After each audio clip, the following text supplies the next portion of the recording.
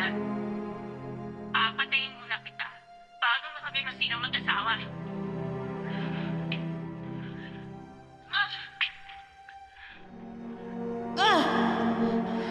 You're delusional. Walang maniniwala sa'yo. Kaya kong patunayan sa lahat na totoo yung sinasabi ko. Kaya magharap-harap na lang tayo sa korte. Ididemanda ko yung asawa mo at kayong dalawa sa pagnakaw ng formula na sabon ko. Ingay-ingay mo! Bitawan ka dito! Halika dito! Ang ingay mo! Halika dito! Doon mo ko! Lalabanan ko kayo hanggang kamatayan. Just remember that nobody wins against Velma Imperial.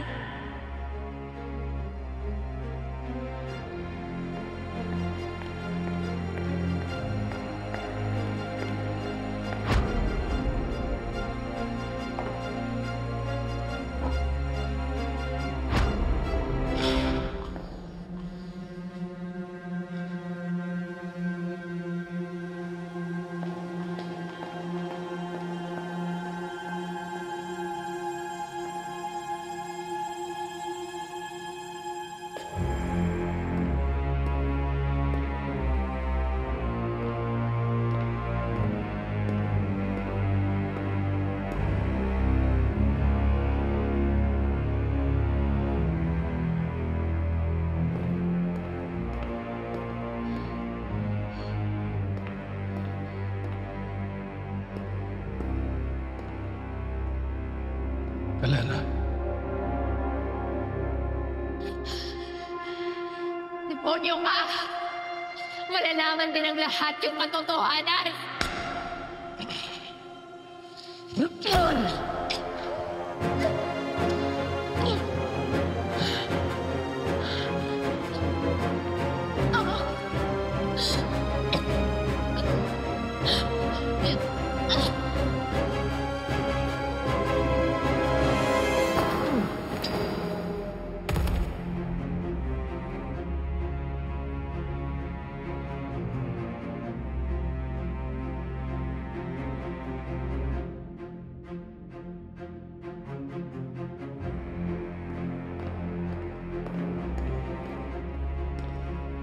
Si Eddie Imperial, ang tunay na pumatay kay Helena.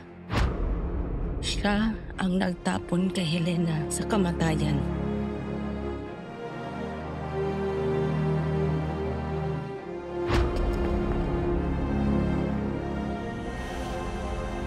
Walang kinalaman si Velma. At ito ang ebidensyang kailangan nating mahanap. Si Eddie ang tunay na kalaban simulat sa pool.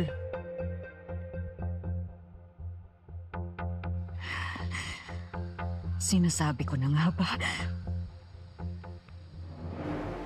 Tama lahat ng kutob ko.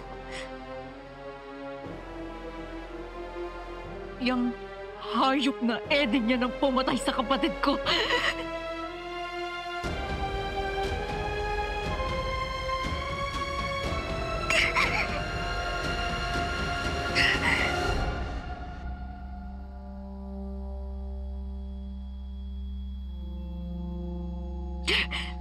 Pero bakit ngayon mo lang sinasabi at pinapakita sa akin ng mga to? Dapat noon pa. Noreen, ang lahat ng impormasyon na yan ay bago lang din sa akin. Bago?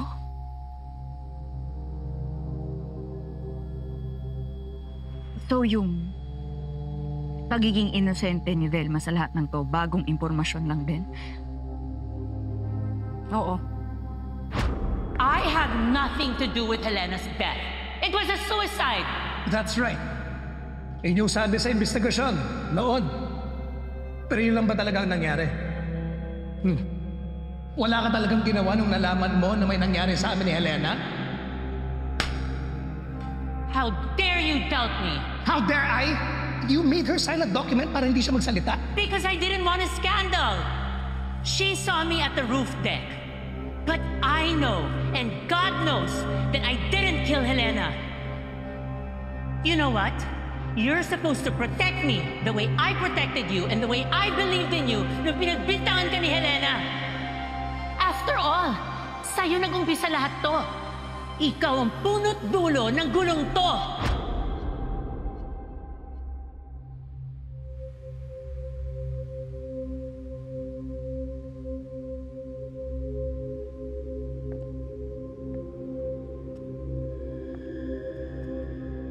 May gusto muna akong malaman.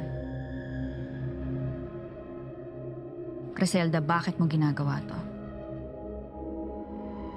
Bakit mo ako tinutulungan na ipagpatuloy pa to? Anong kapalit ang gusto mo pagkatapos mong ibagsak sa akin ang patong-patong na katotohanan?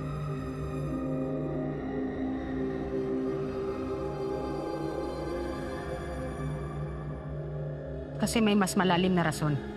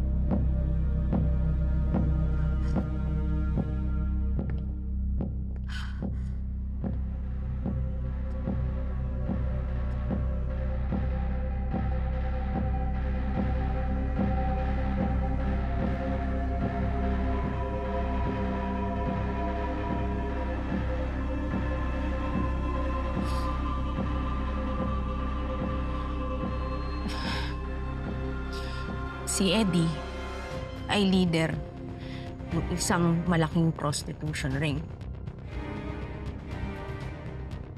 Mahal ang bayad, exclusive. What's worse is the women and the men do not know that they're being sold. They're being drugged so that it seems na parang choice nila. Iilan lang yan sa mga nahak kong litrato ng grupo nila. Ginagamit nila pang blackmail. Blackmail para saan? Para pilitin yung mga miyembro nila na mag-invest sa mga kumpanya niya. At panakot na din sa mga tao para walang magsumbong tungkol sa mga krimen na pinagagagawa ng grupo nila.